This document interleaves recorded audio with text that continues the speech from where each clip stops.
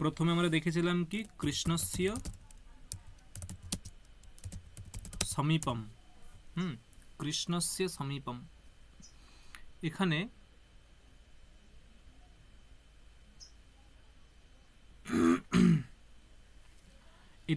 এটাকে কোন বিগ্রহ বলে? কৃষ্ণস্য সমীপম এটাকে কি বিগ্রহ বলে? লৌকিক বিগ্রহ। লৌকিক বিগ্রহ। এখন কৃষ্ণস্য সমীপম এরকম যখন আমি বিগ্রহ করছি তখন এখানে আমার সমাস সংজ্ঞা প্রাপ্ত, যে সমাস হয়ে যাচ্ছে, ঠিক আছে, যে অব্যয়ম বিভক্তি সমীপ সমৃদ্ধি, এই সূত্র দ্বারা এখানে সমাস হচ্ছে। অব্যয়ম বিভক্তি সমীপ সূত্র দ্বারা সমাস সংজ্ঞা হয়ে যাচ্ছে। তারপরে কৃষ্ণ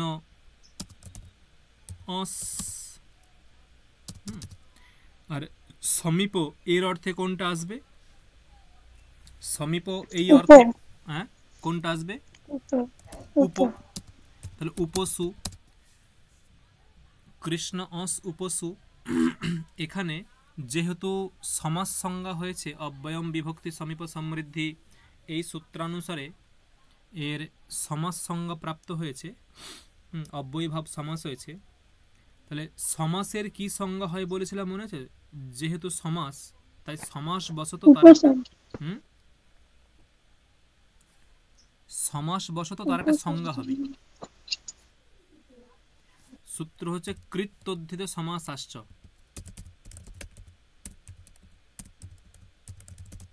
এই সূত্র দিয়ে কি হয় বলেছিলাম?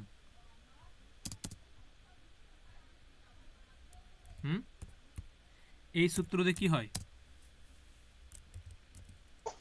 প্রাতিপদিক সংজ্ঞা হয়। কৃদন্ত কৃত তদ্ধিতান্ত প্রত্যয়ান্ত তদ্ধিত প্রত্যয়ান্ত সমাসের প্রাতিপদিক সংজ্ঞা হয়। সমাসের প্রাতিপদিক সংজ্ঞা হয়, ঠিক আছে। কৃত প্রত্যয়ান্ত শব্দ, তদ্ধিত প্রত্যয়ান্ত শব্দ এবং সমাস তার প্রাতিপদিক সংজ্ঞা হয়। তাহলে এটা কি সমাস? এটা সমাস তো নাকি? যেহেতু কৃষ্ণস্য সমীপম এর আগের স্টেপে সমাস সংজ্ঞা হয়ে গেছে, কৃষ্ণস্য সমীপম এই আগের স্টেপে সমাস সংজ্ঞা হয়েছে, এবং কৃষ্ণ উপসু এটাও সমাস। তাই এখানে কৃত্তদ্ধিত সমাস আসছে, এই সূত্র দিয়ে সমাসের প্রাতিপদিক সংজ্ঞা হলো। আর প্রাতিপদিক সংজ্ঞা হলে কি হয়? আরেকটা সূত্র বলেছিলাম, সুপো ধাতু প্রাতিপদিকয়োঃ, ধাতু প্রাতিপদিকয়োঃ, যে প্রাতিপদিকের ধাতু এবং প্রাতিপদিকের সুপের লোপ হবে, ঠিক আছে। কি বললাম? ধাতু এবং প্রাতিপদিকের যে সুপ, সেই সুপের লোপ হবে। তাহলে এটাকে কি বলবো, ধাতু না প্রাতিপদিক? এই অংশটাকে ধাতু বলবো না প্রাতিপদিক বলবো? কোনটা? প্রাতিপদিক। প্রাতিপদিক। তাহলে সেই প্রাতিপদিকের যে সুপ, সুপ কোনগুলো? অসু। তাহলে কৃষ্ণ অস এবং উপ সু, এখানে এই দুটো লোপ হয়ে যাবে, লোপ হয়ে কৃষ্ণ উপ এইরকম থাকবে। এবং এই অবস্থায় বলেছিলাম আরেকটা সূত্র এখানে আসবে, প্রথম নির্দিষ্টম সমাস উপসর্জনম। প্রথম নির্দিষ্টম সমাস উপসর্জনম, ঠিক আছে। প্রথম নির্দিষ্টম সমাস উপসর্জনম অর্থাৎ সমাসে যে সমস্যমান পদ, সমাসে যে সমস্যমান পদ, সেই সমস্যমান পদগুলোর মধ্যে যেটা প্রথমার দ্বারা নির্দিষ্ট হবে, যেটা প্রথমা বিভক্তি যুক্ত হবে, বা প্রথমা নির্দিষ্ট হবে, তার কি সংজ্ঞা হবে? তার কি সংজ্ঞা হবে? সমস্যমান পদগুলির মধ্যে যেটা প্রথমা বিভক্তি যুক্ত, তার কি সংজ্ঞা হবে? উপসর্জন সংজ্ঞা প্রাপ্ত হবে। উপসর্জন সংজ্ঞা প্রাপ্ত হবে। তাই এখানে সমস্যমান পদ কোন দুটো? এখানে সমস্যমান পদ কোন দুটো? এখানে কৃষ্ণ এবং উপ দুটোই সমস্যমান পদ। কৃষ্ণ এবং উপ, এবং তাহলে কোনটা প্রথমা বিভক্তি যুক্ত আর কোনটা উপ উপটা? কেন উপটা প্রথমা বিভক্তি যুক্ত?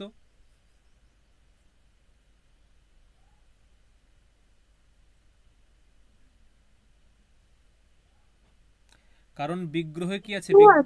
হুম, টু আছে। হ্যাঁ, মানে যে বিগ্রহটা দেখো, যে বিগ্রহে কি আছে? কৃষ্ণস্য সমীপম।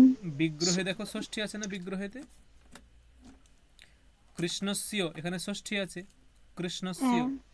আর সমীপম এখানে প্রথমা আছে। তাই সমসমান পদ বলতে একটা হচ্ছে কৃষ্ণস্য আর একটা সমীপম।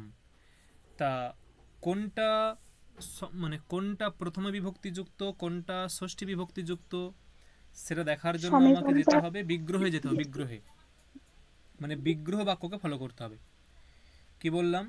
সমসমান পদগুলির মধ্যে কোনটা প্রথমা বিভক্তিযুক্ত বা কোনটা অন্য বিভক্তিযুক্ত, এটাকে নির্ণয় করার জন্য আমাকে যেতে হবে কোথায়? আমাকে যেতে হবে বিগ্রহ বাক্যে যেতে হবে। ঠিক আছে, বিগ্রহ বাক্যে।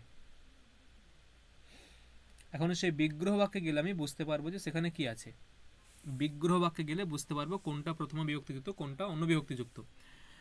তাহলে এখানে যে সমস্যমান পদ, সেই সমস্যমান পদগুলোর মধ্যে কোনটা প্রথমা বিভক্তিযুক্ত পেলাম? প্রথমা বিভক্তিযুক্ত পেলাম আমরা উপ বা সমীপম। সমীপম হচ্ছে এটা প্রথমে বিভক্তিযুক্ত, আর তার বোধক তাহলে উপটাও হবে, তার বোধক উপটাও প্রথমে বিভক্তিযুক্ত হবে। ঠিক আছে, তাহলে এই হচ্ছে ব্যাপার। তাহলে প্রথমার দ্বারা নির্দিষ্ট বা প্রথমা বিভক্তিযুক্ত, প্রথমার দ্বারা নির্দিষ্ট মানে কি? প্রথমে বিভক্তিযুক্ত, প্রথমা বিভক্তিযুক্ত যেটা, প্রথমা বিভক্তিযুক্ত যেটা, সেটাই হবে উপসর্জন সংজ্ঞক। আর তারপরে সূত্র আসছে,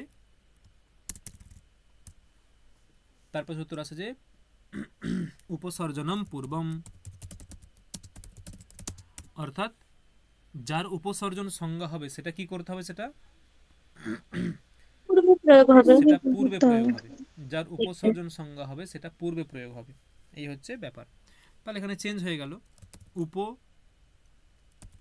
ওইদিকে কৃষ্ণ, উপকৃষ্ণ, এরকম হয়ে গেল। তাহলে ভেবে দেখো, উপকৃষ্ণ। আচ্ছা, এই যে প্রক্রিয়াটা করছি, এই প্রক্রিয়ার মধ্যে কিছু কাটছাঁট হয়েছে। কাটছাঁট বলতে আমরা যেখান থেকে শুরু করেছিলাম সেই অবস্থা থেকে এই উপকৃষ্ণম এখানে যে এলাম, এর মাঝে কিছু কাটাকাটি হয়েছে। কি কাটাকাটি হয়েছে? এখানে কৃষ্ণস্য সমীপম ছিল, এই অবস্থায় ছিল, সেখান থেকে আমি অলৌকিক বিগ্রহ বাক্য করেছি, কৃষ্ণ অস উপসু। এই অলৌকিক বিগ্রহ করার সময় অস এবং সু এগুলো প্রক্রিয়া অনুসারে, ব্যাকরণ প্রক্রিয়াকে ফলো করতে গিয়ে এগুলো বাদ গেছে। অস এবং সু বাদ গেছে, বাদ গিয়ে আমাদের দাঁড়িয়ে আছে কি? উপকৃষ্ণ। আরও কিছু পরিবর্তন হয়ে উপকৃষ্ণ দাঁড়িয়ে আছে। ঠিক আছে, এখন প্রসঙ্গ যেটা বলতে চাইছি সেটা হচ্ছে যে দেখো, এখানে প্রথমে একবার প্রাতিপদিক সংজ্ঞা হয়েছিল কোনখানটায়? কোথায় সেটা? প্রথমে একবার প্রাতিপদিক সংজ্ঞা হয়েছিল, সেটা কোথায়? কৃষ্ণ ইয়াস উপসু। কৃষ্ণ অস উপসু, এখানে একবার প্রাতিপদিক সংজ্ঞা হয়েছিল। ঠিক আছে, এবং সেই প্রাতিপদিক সংজ্ঞা হওয়ার পরেই কিছু কাটাকাটি হয়েছে, কিছু কাটিং হয়েছে। ঠিক আছে, কিছু বাদ গেছে, মানে কিছু অঙ্গ বাদ গেছে। তাহলে যেহেতু এই অংশে প্রাতিপদিক সংজ্ঞা হয়েছিল, এখানে প্রাতিপদিক সংজ্ঞা হয়েছিল, সেই প্রাতিপদিক সংজ্ঞা কি এখানেও হবে? ওই প্রাতিপদিকত্ব কি এখানে আছে, হ্যাঁ কিনা আমি জানতে চাইছি। ওই প্রাতিপদিকত্ব কি এখানে আছে না নেই?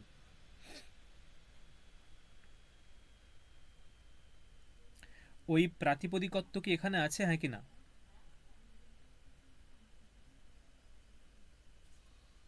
আছে। কোন নিয়ম অনুসারে আছে?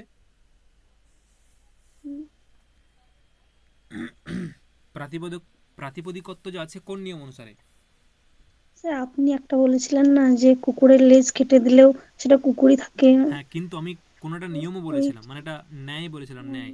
এটা বলছি। একদেশ বিকৃতস্য অনন্যবৎ, একদেশ বিকৃতস্য অনন্যবৎ, মানে একদেশ, একদেশ তার বিকৃত হলেও, একদেশ মানে কি, ধরো এই যে কৃষ্ণ অস উপসু, এটা হচ্ছে সম্পূর্ণ একটা অংশ। কৃষ্ণ অস উপসু, এটা সম্পূর্ণ একটা অংশ। এই অংশ থেকে এই যে অস এবং সু, এটা হচ্ছে একদেশ। এই একদেশের বিকৃত হলো, বিকৃত মানে কিছু, মানে বিকৃত মানে কি, মানে নিজের যে স্বরূপ, নিজের যে স্বরূপ সেটা থেকে কিছু যোগ হতে পারে বা বাদ যেতে পারে। বিকৃত হওয়া মানে কি, বিকৃত মানে যে অঙ্গহানি এমন নয়। বিকৃত মানে যে অঙ্গহানি সেটাই হবে এমন নয়। যদি অঙ্গের আধিক্য হয় সেটাও বিকৃত হবে। যেমন ধরো কারোর ধরো একটা চোখ কানা, একটা চোখ কানা, ওই যে কানা এর দ্বারা মুখরূপ যে অঙ্গ সেটা তো বিকৃত হয়েছে। মানে কানা বা কানত্বরূপ যে গুণ, এই গুণের দ্বারা মুখরূপ অঙ্গটা বিকৃত হয়েছে। এখানে কি রকম, এখানে হচ্ছে অঙ্গহানি। একটা চোখের, একটা চোখ নেই মানে কি, একটা চোখের হানি হয়েছে, অঙ্গহানি হয়েছে। আর যদি এরকম বলা হয় যে একটা চোখ বেশি আছে, কেউ হয়তো ত্রিলোচন, ভগবান শিব ত্রিলোচন, ঠিক আছে, সেটাও কিন্তু অঙ্গহানি, অঙ্গ বিকৃত, সেটাও কিন্তু বিকৃতই বলা যায়। মানে অঙ্গের অধিক হলেও বিকৃত, অঙ্গের হানি হলেও বিকৃত, মানে বাদ গেলেও বিকৃত, যোগ হলেও বিকৃত। তাহলে একদেশ বিকৃত, একদেশ বিকৃত, অস এবং সু এটা বিকৃত হয়ে গেল, মানে বাদ চলে গেল, বাদ চলে যাওয়ার ফলে বিকৃত হলো। তবুও কিন্তু অনন্যবৎ, অর্থাৎ অন্যবৎ ন, অনন্যবৎ এটাকেও ভেঙে দেখিয়েছিলাম, হয়তো আগের পিডিএফে আছে হয়তো, হ্যাঁ স্যার দেখিয়েছিলেন। যে অন্যবৎ ন, অনন্যবৎ মানে কি, অন্যবৎ ন, ন অন্যবৎ অনন্যবৎ, অর্থাৎ অন্যবৎ ন ভবতি, অন্যের মতো হয়ে যায় না, মানে আগে যেমন ছিল সেই রকমই থাকে। যদি আমার একটা দাঁত পড়ে যায়, আমার দাঁত তো একটা অঙ্গ, আমার দাঁত যদি একটা অঙ্গ, সেই দাঁত যদি এটা পড়ে যায়, তাহলে আমি, আমার নামটা অন্য হয়ে যাবে না, বা আমি অন্য প্রাণী হয়ে যাব না, আমি আমিই থাকবো।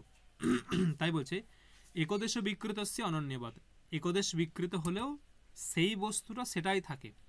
তাহলে এই অবস্থায় প্রাতিপদিক ছিল, বা তার পূর্বেও প্রাতিপদিক ছিল। এই প্রাতিপদিক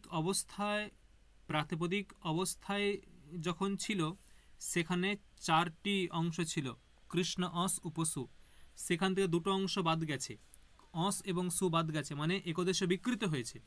আর বিকৃত হওয়ার ফলে ওটা প্রাতিপদিকই থাকবে, ওটা প্রাতিপদিক ভিন্ন অন্য কিছু হবে না, প্রাতিপদিকই থাকবে, ঠিক আছে। এই অবস্থায় আমরা এসেছিলাম।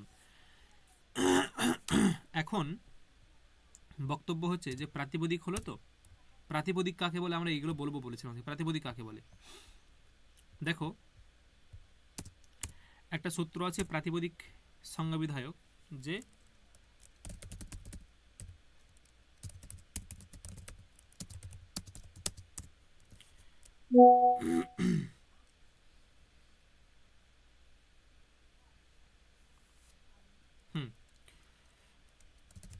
অর্থবৎ অধাতু রপ প্রত্যয় প্রাতিপদিকম, অর্থবৎ অধাতু রপ প্রত্যয় প্রাতিপদিকম। প্রাতিপদিক সংজ্ঞা কার হয় সেটা এখন বলছে, অর্থবৎ অধাতুর অপ্রত্যয় প্রাতিপদিকম। এটাকে ভাঙতে হবে।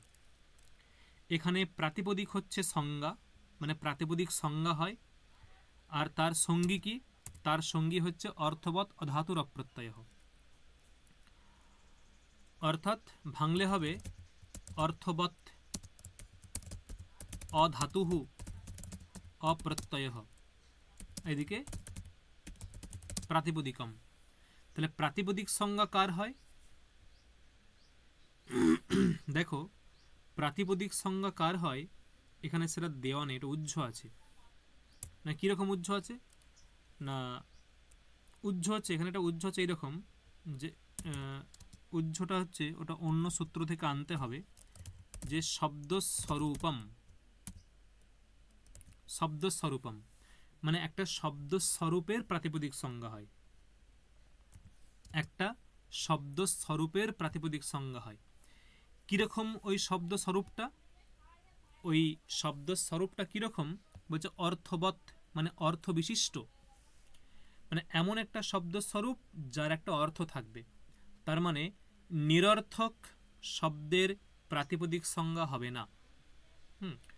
নিরর্থক শব্দের প্রাতিপদিক সংজ্ঞা হবে না, অর্থ বিশিষ্ট শব্দেরই প্রাতিপদিক সংজ্ঞা হবে।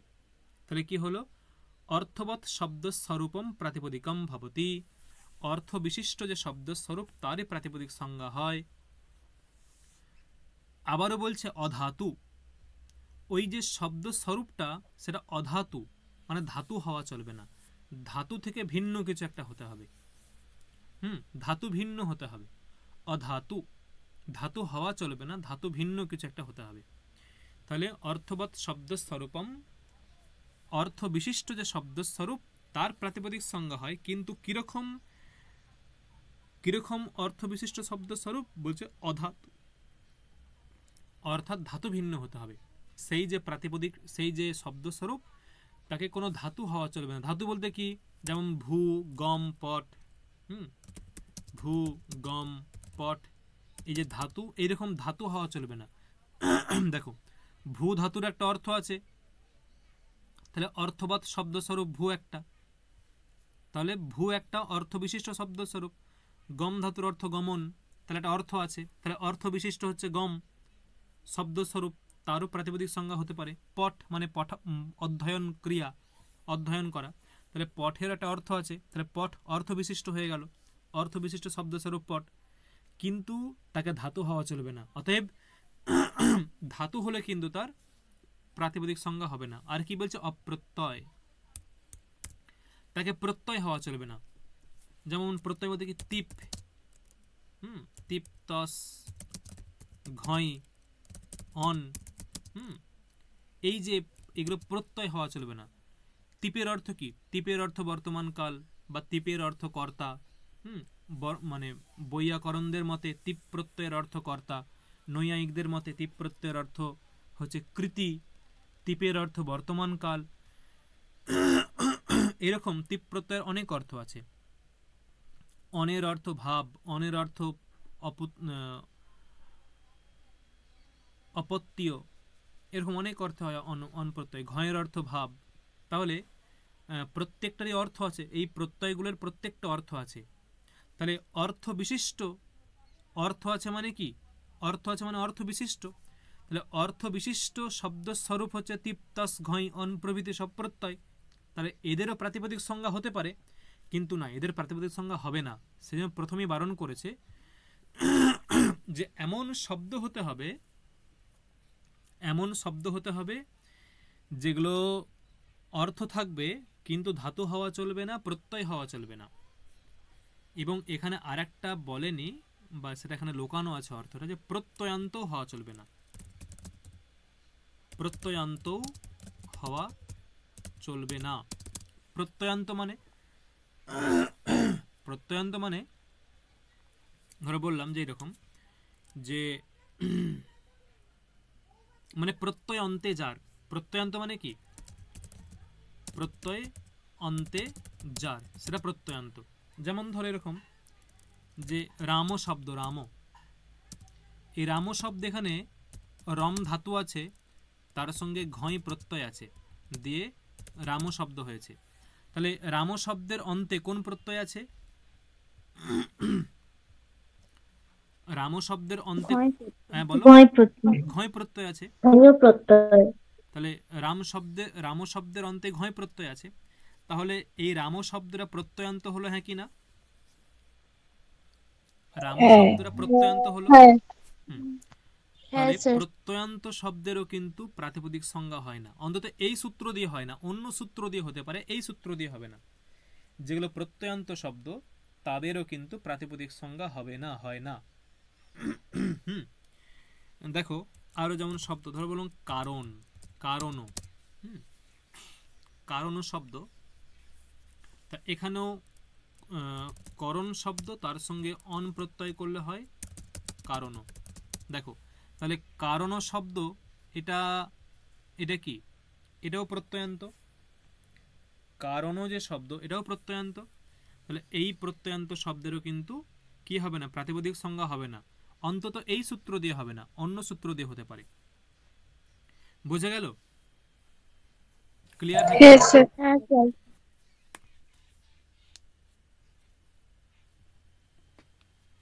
হুম,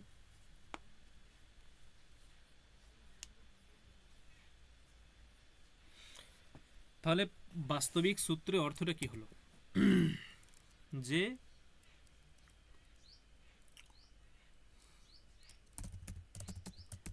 প্রত্যয় ভিন্ন,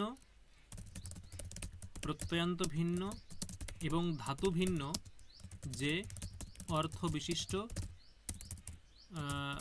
শব্দস্বরূপ তার প্রাতিপদিক সংজ্ঞা হয়। তাহলে এরকম শব্দ পাবো কোথায়? প্রত্যেকটা শব্দই, প্রত্যেকটা শব্দের সঙ্গে, মানে প্রত্যেকটা শব্দই প্রত্যয়ান্ত হবেই। প্রত্যেকটা শব্দই হয় ধাতু, না হয় প্রত্যয়, না হয় প্রত্যয়ান্ত। তাহলে এরকম শব্দ পাবো কোথায়? বলছি এরকম শব্দ আছে। উদাহরণ কি হবে? উদাহরণ হচ্ছে ডিত্থ, ডবিত্থ। মানে এই সূত্রের উদাহরণ হচ্ছে ডিত্থ এবং ডবিত্থ।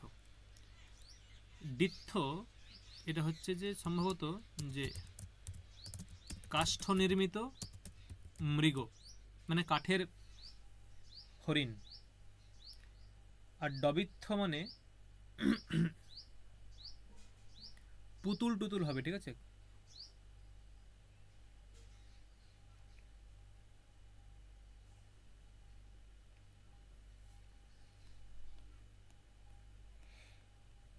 ডবিত্থ যে কাষ্ঠ নির্মিত হাতি।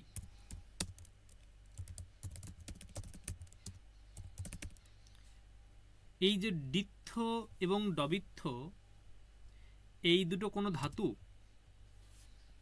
তোমরা এরকম ধাতু শুনেছো কোথাও? না স্যার। ডিত্থ এবং ডবিত্থ এইগুলো কোনো ধাতু নয়, এইগুলো কোনো প্রত্যয় নয়। তাহলে ডিত্থ এবং ডবিত্থ প্রত্যয় নয়, ধাতুও নয়, এবং এদের সঙ্গে কোনো প্রত্যয় যোগ হয়নি। ডিত্থ এবং ডবিত্থ এদের সঙ্গে কোনো প্রত্যয় যোগ হয়নি, ঠিক আছে?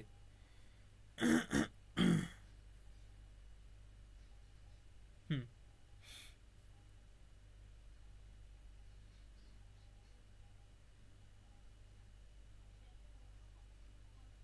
আচ্ছা, এটা এটা অর্থটা উল্টো পাল্টা হয়েছে।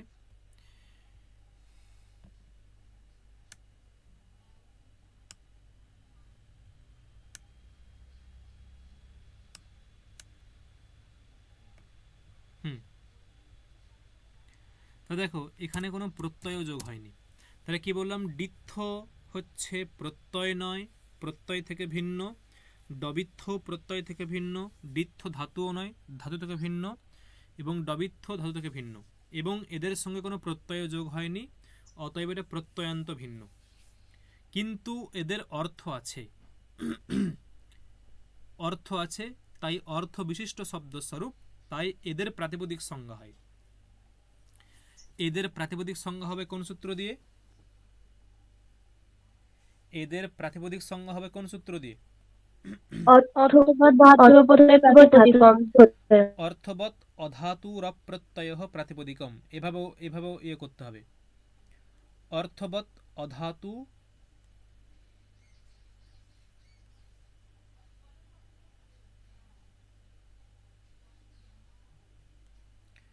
অর্থবৎ অধাতু অপ্রত্যয় প্রাতিপদিকম।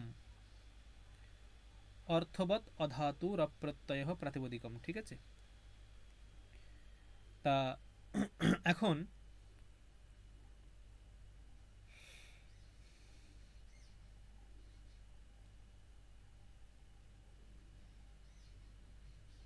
অর্থবৎ অধাতুর অপ্রত্যয় প্রাতিপদিকম, আর একটা সূত্র আসছে কৃত্তোদ্ধিত সমাসাশ্চ, প্রাতিপদিক সংজ্ঞা বিধায়ক দ্বিতীয় সূত্র, কৃত্তোদ্ধিত সমাসাশ্চ। কি বলছে এখানে? এর অর্থ তোমরা জানো,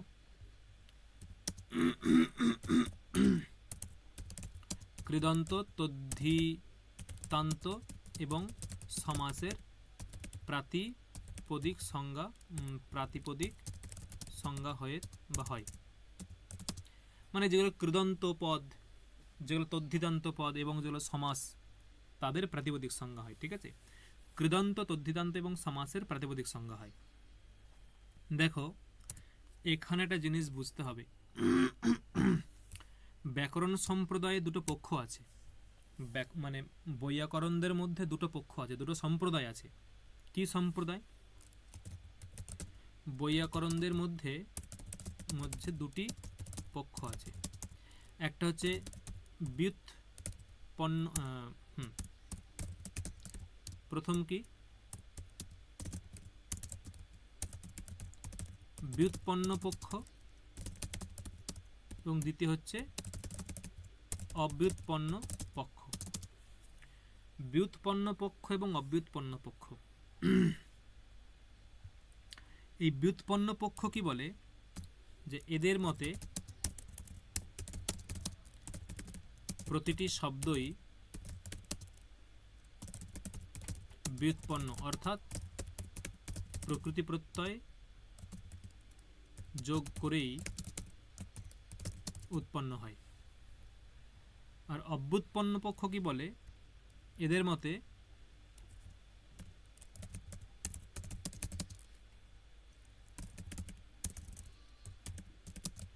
প্রতিটি শব্দই স্বতঃসিদ্ধ, সেখানে কোনো প্রকৃতি প্রত্যয় যুক্ত হয় না। অর্থাৎ যেমন ধরো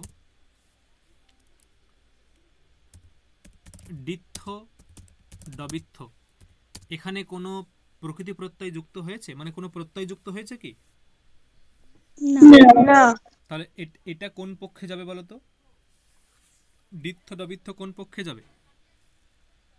অব্যুৎপন্ন। অব্যুৎপন্ন পক্ষে যাবে ডিত্থ ডবিত্থ। আর যদি বলে যে রাম, এখানে যে রাম সীতা, রাম এখানে কোন প্রত্যয় হয়েছে? ঘয় প্রত্যয় রাম, রম।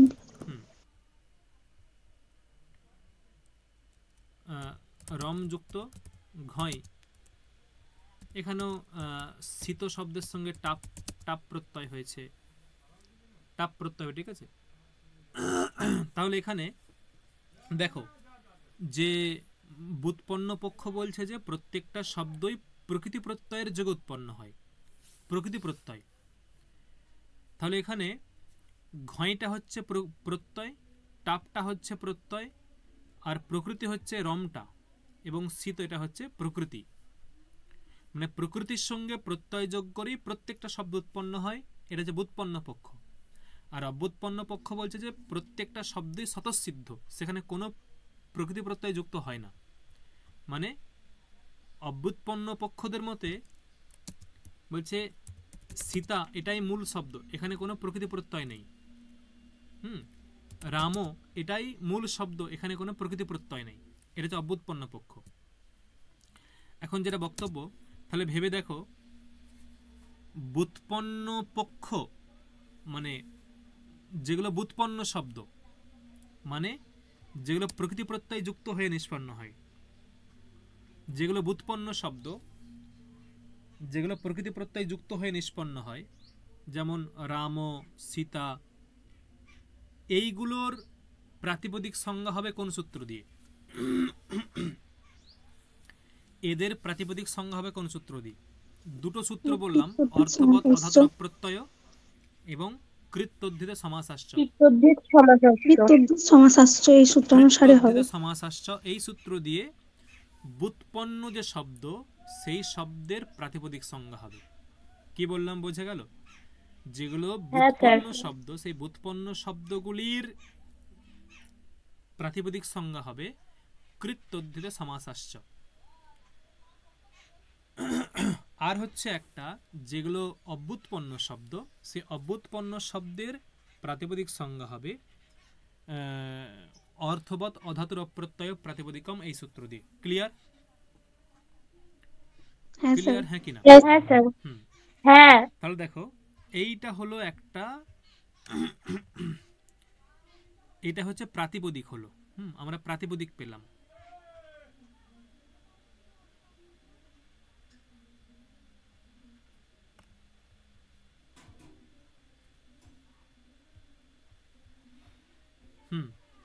এটা প্রাতিপদিক পেলাম।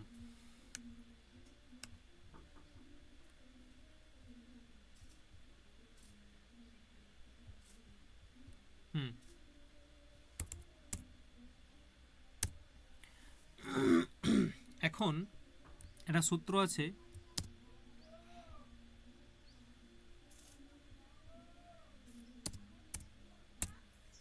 বলছি, মানে এইগুলোর মূলটা জানতে হবে। এই যে এই মূলটা না জানলে তোমরা বুঝতে পারবে না।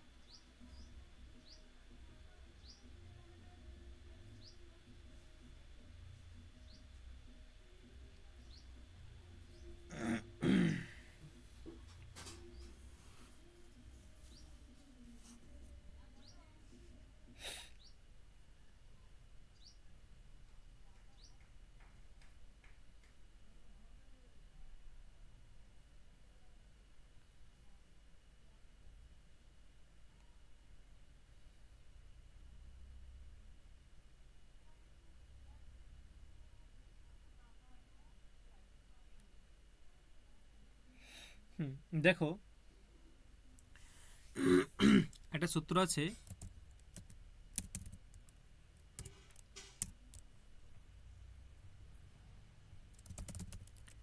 ইয়াপ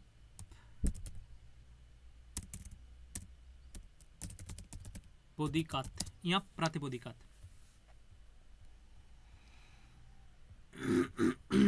ইয়াপ প্রাতিপদিকাত সূত্র, ঠিক আছে? এটাকে ভাঙলে হবে, দেখো,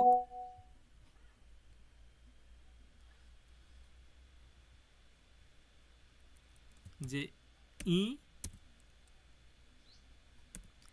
ই যুক্ত আপ এবং প্রাতিপদিকাত, ই আপ প্রাতিপদিকাত, এরকম তিনটে এখানে, মানে এই এটাকে ভাঙলে তিনটে আমরা শব্দ স্বরূপ পাবো। এগুলো তো পদ নয়, শব্দ স্বরূপ। পদ একটাই আছে, ইয়াপ প্রাতিপদিকাত একটাই পদ আছে, কিন্তু এখানে তিনটে শব্দ স্বরূপ পাবো।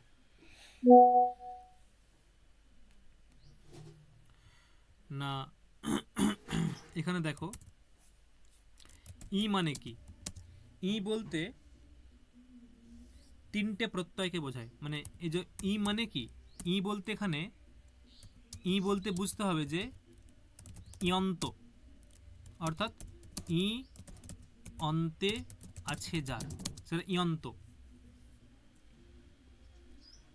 তাহলে ই বলতে কি? ই হচ্ছে ইপ, ইস এবং ইন, এই তিনটি স্ত্রী প্রত্যয়কে ই পদের দ্বারা বলা হয়। কি বললাম? ই পদের দ্বারা কি বলা হয়? ই পদের দ্বারা কি বলা হয়? ই পদের দ্বারা কাকে বোঝানো হয়? ই অন্তে আছে যার। মানে ই মানে কি? ই মানে হচ্ছে ইপ, ইস, ইন, এই তিনটে প্রত্যয়। আর ই হচ্ছে ইয়ন্ত, মানে ই ই বলতে ইয়ন্তকে বুঝতে হবে। ই বলতে ইয়ন্তকে বুঝতে হবে, ইয়ন্ত। আর ই বলতে কি? ইপ, ইস, ইন। তার মানে কি? তার মানে ই ইজ ইকুয়াল টু দাঁড়ালো ইবন্ত, ইসন্ত এবং ইনন্ত, ইনন্ত। আর এদিকে আপ বলতে কি? আপ বলতে আবন্ত। তা আবন্তকে বুঝতে হবে, আপ বলতে আবন্তকে বুঝতে হবে, বা আপ অন্তে আছে যার। তা আপ কি, আপ ইজ ইকুয়াল টু আবন্ত। আপ কি কি না টাপ ডাপ চাপ, টাপ ডাপ চাপ, ঠিক আছে। এই তিনটেকে বলা হয়, এই তিনটেকে একসঙ্গে বলা হয় আপ। টাপ একটা প্রত্যয়, চাপ একটা প্রত্যয়, ডাপ একটা প্রত্যয়, এই তিনটে প্রত্যয়কে একসঙ্গে বলা হয় আপ। যেমন ধরে বলা হয় গঙ্গা, গঙ্গা এখানে হচ্ছে টাপ প্রত্যয় আছে, গঙ্গা টাপ প্রত্যয়। যে বালিকা, বালিকা এগুলো সব টাপ প্রত্যয় আছে। তাহলে বালিকা শব্দের হচ্ছে টাপ প্রত্যয়ান্ত, মানে আবন্ত। বালিকাটা হচ্ছে আবন্ত বা টাবন্ত বলতে পারো, আবন্ত বা টাবন্ত। কিন্তু এই তিনটে প্রত্যয়কে একসঙ্গে আপ বলে। এবং আর একটা দেখো অংশে আছে, আর একটা আছে যে প্রাতিপদিক। এই প্রাতিপদিক এবং লাস্ট অংশ প্রাতিপদিক, প্রাতিপদিক, ঠিক আছে। তাহলে এদের অর্থ কি হলো? এদের অর্থ হচ্ছে, মানে একদম সাধারণ অর্থ হচ্ছে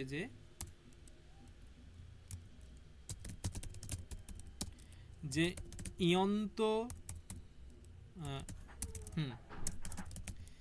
ইয়ন্ত, আবন্ত এবং প্রাতিপদিকের পরে স্বাদি প্রত্যয় বিহিত হবে। দেখো এখানে বোঝানোর জন্য এখানকে আসতে হলো, ইয়ন্ত, আবন্ত এবং প্রাতিপদিকের পরে স্বাদি প্রত্যয় বিহিত হবে। স্বাদি প্রত্যয় বলতে, স্বাদি প্রত্যয় কি? স্বাদি প্রত্যয় বলতে কি কি?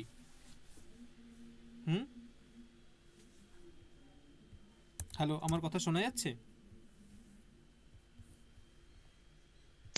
হ্যাঁ স্যার, শোনা যাচ্ছে। সব মানে ঘেটে গেল নাকি? চাপ হয়ে যাচ্ছে? স্বাদি প্রত্যয় হচ্ছে এরকম, সু আদি স্বাদি, এটা ভাঙলে হবে সু আদি স্বাদি। একদম সহজ। দেখো আমরা যে 7টা বিভক্তি পাই না, 7টা বিভক্তি, যে দাঁড়াও বলছি, এক বচন, দ্বিবচন, বহুবচন,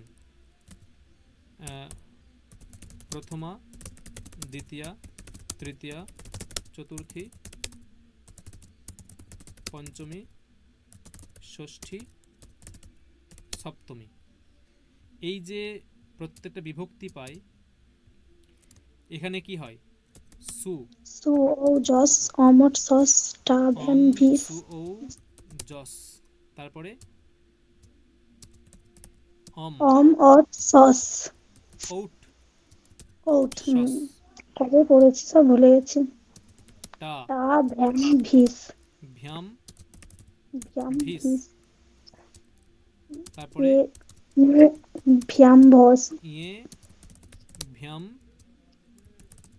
ভ্যাস, ভস ভ্যাস।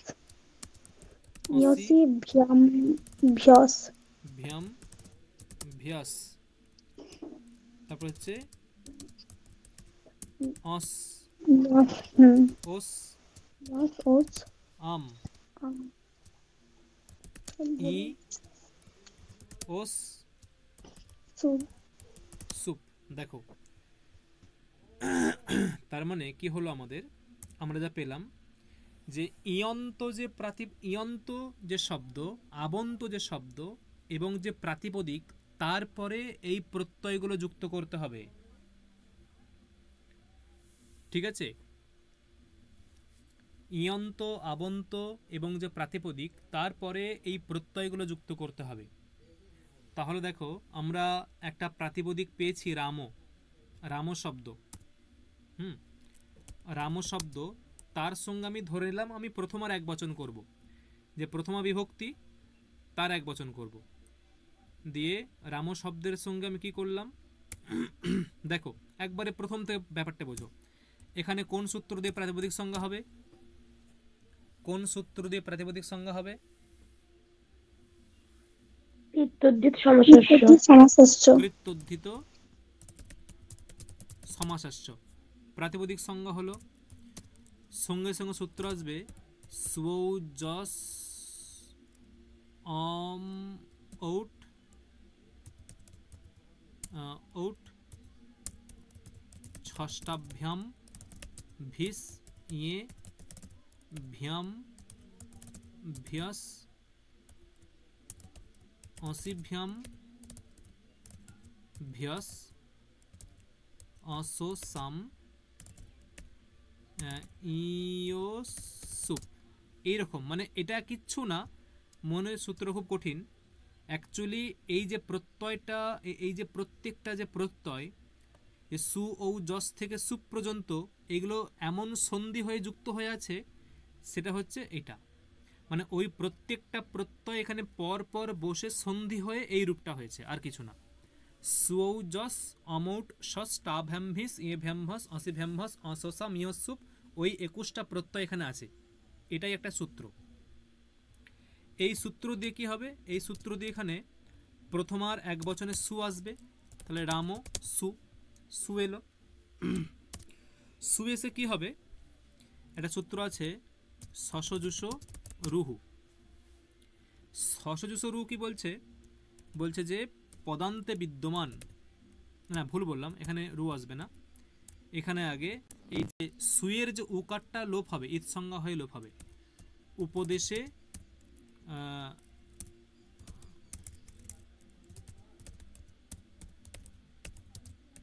সূত্র আছে, এই সূত্র দিয়ে উকারের ঈদ সংজ্ঞা হবে এবং তস্যের উপদে লোপ হয়ে যাবে, তস্যের উপদে লোপ হবে। উপদেশে জননাসিক ঈদ, এই সূত্র দিয়ে উকারের ঈদ সংজ্ঞা হবে এবং তস্যের উপদে লোপ হবে, দিয়ে রামও এরকম থাকবে, উকারটা ঈদ সংজ্ঞা হবে, লোপ হয়ে যাবে, উকারের ঈদ সংজ্ঞা হয়ে লোপ হয়ে রামস এটা হবে। এখানে শশজুষ রুহু এই সূত্র আসবে এবং বলবে, এখানে কি বলছে দেখো সূত্র, যে পদান্তে বিদ্যমান সকারের ও সজুসের রু আদেশ হবে।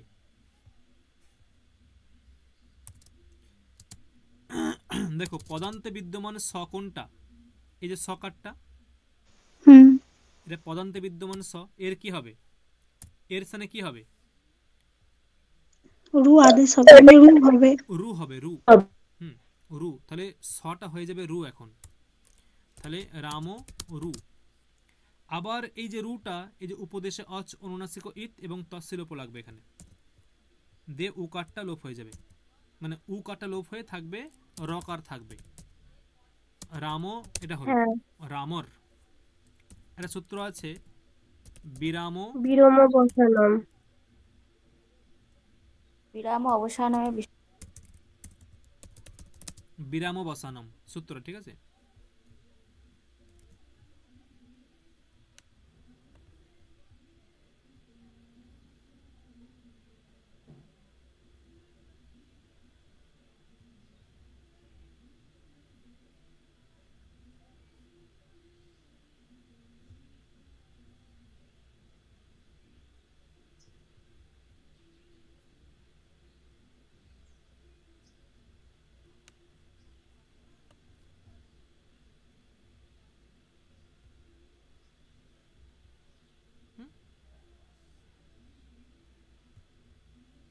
বাদ দাও, তাহলে বিরাম অবসানম এটা হলো।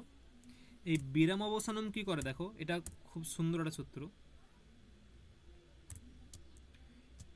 এখানে কি হয়, বিরাম অবসানম দিয়ে যে রয়ের অবসান সংজ্ঞা হয়, যেখানে বর্ণের অভাব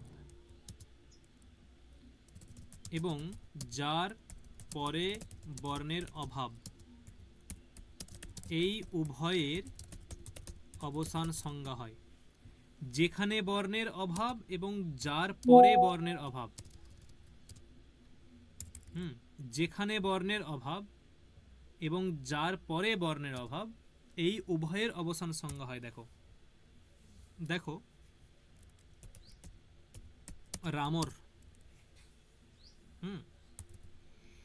ভেবে দেখো, এই যে এখানটায় কোনো বর্ণ আছে, মানে যে ব্ল্যাঙ্ক, আমি এটা ব্র্যাকেট দিয়েছি, ওই ব্র্যাকেটের মধ্যে না কোনো বর্ণ আছে? না, না, ওই ব্র্যাকেটের মধ্যে কোনো বর্ণ আছে, হ্যাঁ কি না? নেই। না না, এই তাহলে বর্ণ নেই। তাহলে দেখো, বর্ণ নেই মানে বর্ণের অভাব আছে, বর্ণ নেই মানে হ্যাঁ। বর্ণের অভাব আছে, হ্যাঁ কি না? হ্যাঁ। তাহলে যেখানে বর্ণের অভাব, তাহলে ওখানে বর্ণের অভাব আছে, তাহলে এর অবসান সংজ্ঞা হবে। এবং যার পরে বর্ণের অভাব, তাহলে এখানে যে বর্ণের অভাবটা আছে কার পরে আছে? রয়ের পরে। রয়ের পরে। এই রয়ের পরে অভাব আছে, রকারের পরে এখানে বর্ণের অভাব আছে। তাহলে দেখো, যেখানে বর্ণের অভাব, যেখানে মানে এই যে ব্ল্যাঙ্ক স্পেসটা, এখানে বর্ণের অভাব আছে এবং সেই বর্ণের অভাবটা যার পরে আছে মানে রকারের পরে আছে, তাহলে এই উভয়ের মানে রকারেরও অবসান সংজ্ঞা হবে এবং পরবর্তী যে ব্ল্যাঙ্ক স্পেসটা তারও অবসান সংজ্ঞা হবে, যে এই উভয়ের অবসান সংজ্ঞা হলো। ঠিক আছে? আর এর পরে সূত্র আসছে খর বসানয়র বিসর্জনীয়। খর বসানয়র বিসর্জনীয় কি বলছে?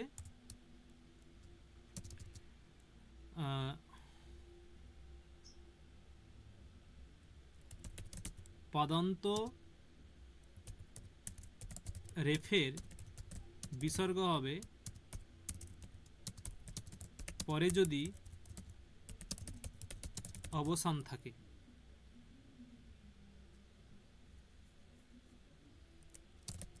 অথবা খর প্রত্যাহারস্থ বর্ণ থাকে। দেখো শর্ত, দেখো কি কাজ হবে? রেফের বিসর্গ হবে, রেপ মানে রকার, রেপ মানে রকার, পদান্ত রকারের বিসর্গ হবে। পদান্ত রকার কোনটা? এটা পদান্ত রকার, ওটা। তাহলে পদান্ত রেফের বিসর্গ হবে কখন হবে? পরে যদি অবসান থাকে অথবা খর প্রত্যাহারস্থ বর্ণ থাকে। মানে এই যে রামর, এই রকারটা বিসর্গ হবে, কিন্তু তার জন্য শর্ত হচ্ছে ওই রকারের পরে অবসান থাকতে হবে অথবা খর প্রত্যাহারস্থ বর্ণ থাকতে হবে। তা এই রকারের পরে কোনটা আছে? খর প্রত্যাহারস্থ বর্ণ নাকি অবসান? অবসান। অবসান আছে। অবসান আছে। তখন হুম। এই রাম, এটা বিসর্গ হয়ে গেল, রামহ পদটা নিষ্পন্ন হলো। এটা হচ্ছে পদ একটা, এটা প্রয়োগযোগ্য, এটা হ্যাঁ প্রয়োগযোগ্য। ঠিক আছে, এটা প্রয়োগযোগ্য। কিন্তু এর যেখানে প্রাতিপদিক সংজ্ঞা হয়েছিল, এই যে রামও, প্রাতিপদিক কিন্তু প্রয়োগযোগ্য নয়। প্রাতিপদিককে তুমি বাক্যে প্রয়োগ করতে পারবে না। বাক্যে প্রয়োগ করতে গেলে তোমাকে অবশ্যই পদ করতে হবে। আর পদ হয় কিভাবে? সুপ্রত্যয় যোগ করতে হবে। সুপ মানে স্বাদি প্রত্যয় যোগ করলে পদ হয়। স্বাদি প্রত্যয় যোগ হবে কখন? আগে তার প্রাতিপদিক সংজ্ঞা হতে হবে। দেখো বোঝা গেল? কি বললাম, বোঝা গেল? হ্যাঁ স্যার। হ্যাঁ স্যার। তাহলে তুমি বাক্যে প্রয়োগ করতে পারবে কোনটা, প্রাতিপদিক না পদ? পদ। পদ। পদ হবে কখন? প্রাতিপদিকের সঙ্গে স্বাদি প্রত্যয় যোগ করতে হবে। প্রাতিপদিকের সঙ্গে স্বাদি প্রত্যয় যোগ করলে তবে পদ হবে। আর প্রাতিপদিকের সঙ্গে স্বাদি প্রত্যয় কখন যোগ করতে পারবে? স্বাদি প্রত্যয় কার পরে যোগ করবে তুমি? স্বাদি প্রত্যয় কার পরে যোগ হবে? প্রাতিপদিকের পরে। দেখো এই যেখানে বললো না, যে দেখো একটু যদিও অনেকটা আজকে চাপ হয়ে গেল, এই যে দেখো এখানে বলেছে যে ইয়ন্ত, আবন্ত এবং প্রাতিপদিকের পরে স্বাদি প্রত্যয় বিহিত হবে। যে সূত্রটা স্পষ্ট বলেছে, ইয়ন্ত, আবন্ত এবং প্রাতিপদিকের পরে স্বাদি প্রত্যয় বিহিত হবে। ঠিক আছে? এখন কেন বললাম, আমরা ছেড়ে এসছি উপকৃষ্ণকে, এখানে ছেড়ে এসছি উপকৃষ্ণ এখানে। তাহলে উপকৃষ্ণ এটা কোন অবস্থায় আছে? পদ অবস্থায় না প্রাতিপদিক অবস্থায়? প্রাতিপদিক। প্রাতিপদিক অবস্থায় আছে। তাহলে এটা কি আমি এখন ব্যবহার করতে পারবো বাক্যেতে? না, ব্যবহার এটাকে করতে পদ পারবো না। করতে হবে। তাহলে কি পদ করতে হবে? তাহলে এখানে পদ করতে হলে এর তো অটোমেটিক আমার প্রাতিপদিক হয়েই আছে, এটা তো প্রাতিপদিক হয়েই আছে, তাই না? তাহলে কি পদ করতে হলে কি করতে হবে? এরপরে কি আনতে হবে? স্বাদি প্রত্যয় যুক্ত করতে হবে। কি আনতে হবে? স্বাদি প্রত্যয় যুক্ত স্বাদি করতে প্রত্যয় হবে। আনতে হবে। তাহলে আমি একটা স্বাদি প্রত্যয় করলাম। এর আগে বলি একটা সূত্র আছে, এখানে নতুন সূত্র, এটা অব্যয়ী ভাবশ্চ। অব্যয়ী ভাবশ্চ এটা এখানে নয়, এটা অ্যাকচুয়ালি হবে এখানে। এটা ধরুন তুমি এখানে হবে, ঠিক আছে, যে এখানেই হবে। এটা অব্যয়ম বিভক্তি সমীপ সমৃদ্ধি, এই সূত্র দিয়ে যখন এর অব্যয়ী ভাব সমাস হবে, যখন তুমি অব্যয়ী ভাব সমাস হয়ে যাবে তখনই একটা সূত্র লাগবে অব্যয়ী ভাবশ্চ। এর অর্থ কি? অব্যয়ী ভাবশ্চের অর্থ হচ্ছে যে অব্যয়ী ভাব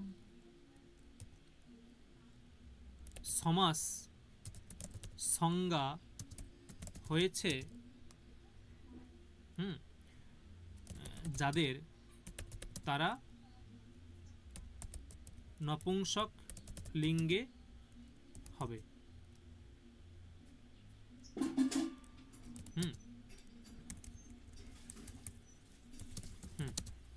মানে যাদের অব্যয়ীভাব সমাস সংজ্ঞা হয় তারা ওই ক্লিবলিঙ্গ হয়ে যায়, সেই পদগুলো সব ক্লিবলিঙ্গ হয়ে যাবে। দেখো কি বললাম, বোঝা গেল? যাদের অব্যয়ীভাব সমাস সংজ্ঞা হয় মানে যে পদগুলো অব্যয়ীভাব সমাসে পরিণত হয় সেই পদগুলো সব নপুংসক হয়ে যাবে, মানে ক্লিবলিঙ্গে হয়ে যাবে। বোঝা গেল কি বললাম? তাহলে উপকৃষ্ণম, এখানে আমি একটা সু লাগালাম, সু, এবং সুটা কোন সূত্র দিয়ে এলো? সূত্র দিয়ে সু এলো, ঠিক আছে। আর এখানে উপকৃষ্ণম, এটা পুংলিঙ্গ না ক্লিবলিঙ্গ না স্ত্রীলিঙ্গ কোনটা? উপকৃষ্ণম এখানে ক্লিবলিঙ্গ না পুংলিঙ্গ না স্ত্রীলিঙ্গ কোনটা? উপকৃষ্ণম ক্লিবলিঙ্গ হবে। ক্লিবলিঙ্গ হবে, ঠিক আছে।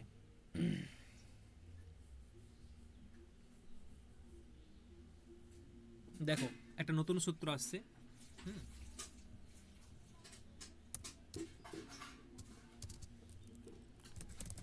অব্যয়ী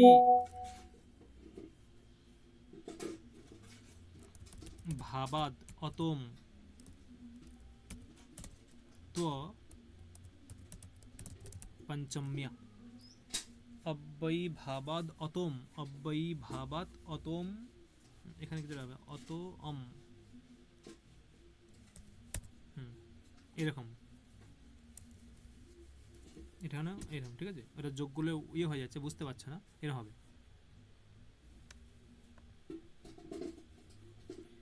আমি ভেঙে দিচ্ছি পদগুলো, তাহলে ক্লিয়ার হয়ে যাবে।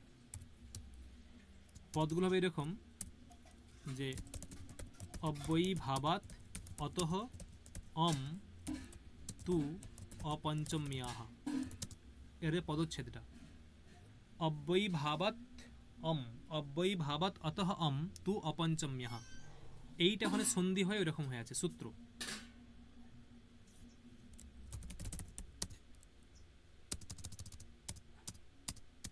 কি অর্থ কি?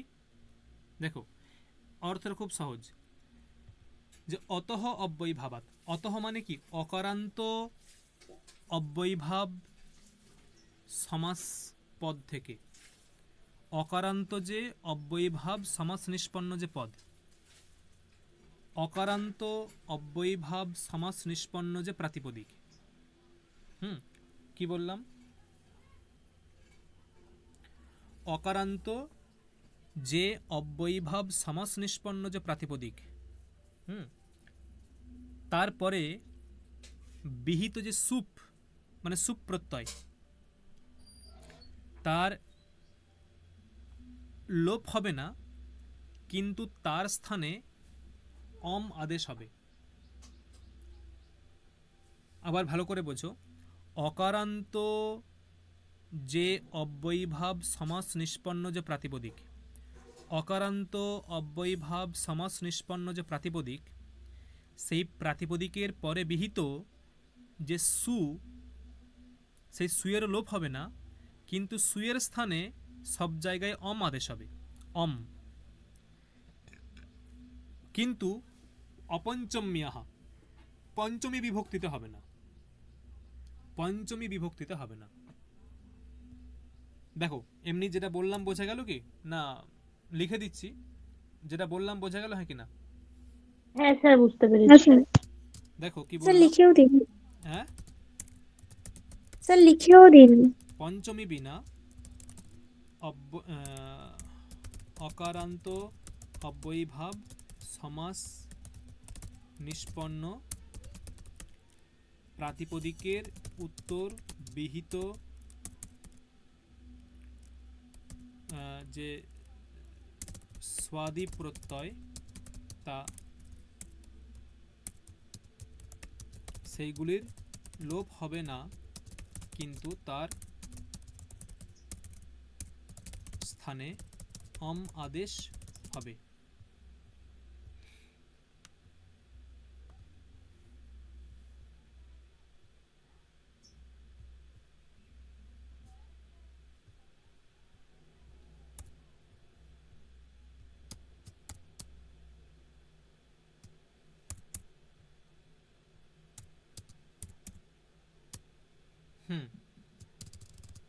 দেখো মানেটা পুরো ক্লিয়ার। পঞ্চমী বিনা মানে পঞ্চমী বিভক্তিতে কিন্তু অম আদেশটা হবে না, পঞ্চমী বিভক্তিতে অম আদেশটা হবে না, অন্যত্র কিন্তু হবে।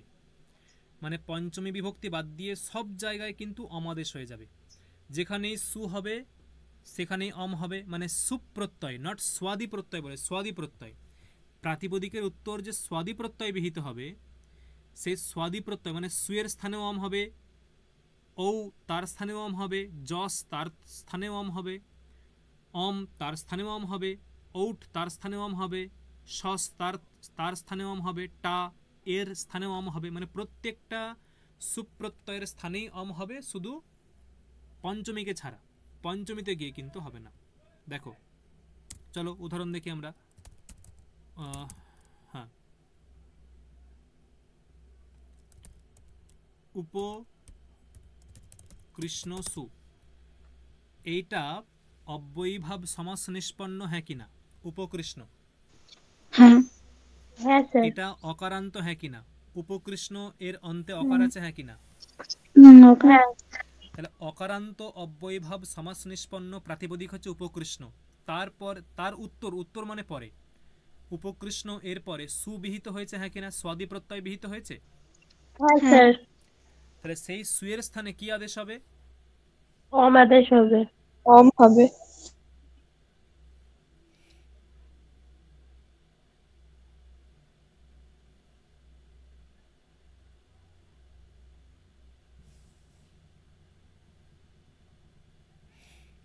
অম হবে। তাহলে সুয়ের স্থানে অম হয়ে গেল, একদম সহজ। তাহলে উপকৃষ্ণ অম, উপকৃষ্ণ অম, ঠিক আছে। একটা সূত্র আছে যে অমি পূর্বঃ, অমি পূর্বঃ। এই অমি পূর্ব সূত্র কি বলে দেখো, এটা এটা সহজ।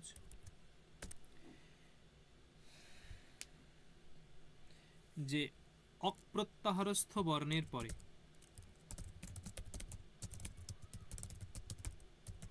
বর্ণের পরে যদি অম এর অকার থাকে, তাহলে পূর্ব এবং পরের স্থানে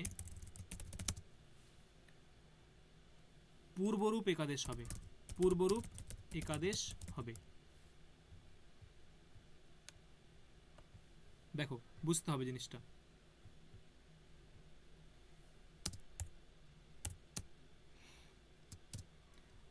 কি বলছে অমি পূর্বের অর্থ কি বলছে? অমি পূর্ব না বলছে দেখো যে অপ্রত্যাহারস্থ বর্ণের পরে, অক অক বলতে কি কি? অক বলতে হচ্ছে তোমার অ ই উ রিল রি। অক ইজ ইকুয়াল টু অ ই উ রিল রি, এটা হচ্ছে অপ্রত্যাহারস্থ বর্ণ। তাহলে অপ্রত্যাহারস্থ বর্ণের পরে দেখো, এখানে দেখো উপকৃষ্ণ অম, উপকৃষ্ণ অ, আমি ভেঙে দিলাম ওটাকে, উপকৃষ্ণকে ভাঙলাম, উপকৃষ্ণ এটাকে ভাঙলাম, ভেঙে গেলাম উপকৃষ্ণ অ। তাহলে এই যে এটা হচ্ছে অপ্রত্যাহারস্থ বর্ণ। অপ্রত্যাহারস্থ বর্ণের পরে যদি অমের অকার থাকে, হ্যাঁ এই যে এটা হচ্ছে অম, তার অকার আছে, অপ্রত্যাহারস্থ বর্ণ তারপরে অকার আছে, সেই অকারটা কার অকার? অমের অকার। যদি অমের অকার থাকে তাহলে পূর্ব এবং পরের স্থানে, পূর্ব এবং পর বলতে এই অকারটা হচ্ছে পূর্ব, এই অকারটা হচ্ছে পর, তাহলে পূর্ব এবং পরের স্থানে একটাই আদেশ হবে। কোনটা হবে? পূর্বেরটা হবে। পূর্ব এবং পরের স্থানে একটাই আদেশ হবে, কোনটা হবে? পূর্বেরটা হবে। তাহলে পরেরটা চলে যাবে। তাহলে উপকৃষ্ণ অ ম, মানে এই পরের অকারটা ভ্যানিশ হয়ে গেল এখান থেকে, মানে এখান থেকে পরের অকারটা চলে গেল। এটা কি করে চিহ্নটা দেয় বলতে পারছি না, কিন্তু পরের অকারটা লোপ হয়ে গেল। যখন পূর্বরূপ একাদেশ হবে, এই দেখো বলছে যে একাদেশ হবে, মানে পূর্ব, এই যে পূর্ব এবং পরের স্থানে একাদেশ হবে। পূর্ব মানে পূর্বের যে অকারটা, আর পর মানে যে পরের যে অকারটা, এই উভয় অকারের স্থানে একাদেশ হবে, একটাই আদেশ হবে, কিন্তু কোনটা হবে? পূর্বেরটা হবে। তাই পূর্বেরটা হয়েছে, তো হয়েছে, যোগ করে দাও।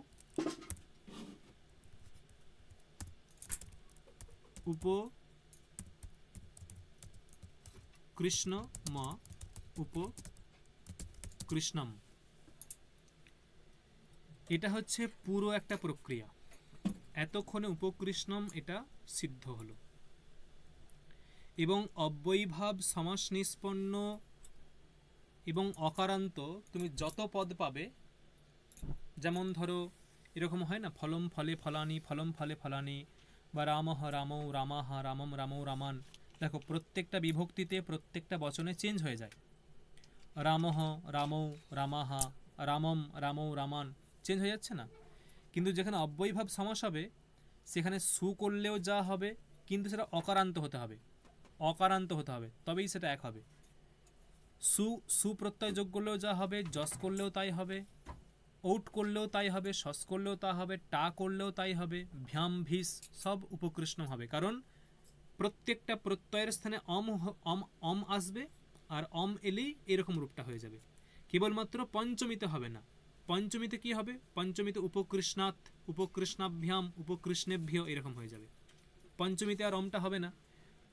তাই পঞ্চমীতে অম না হওয়ার ফলে যেমন অসি ভ্যাম ভ্যাস করলে যেমন হয় সেরকম রূপগুলো হবে।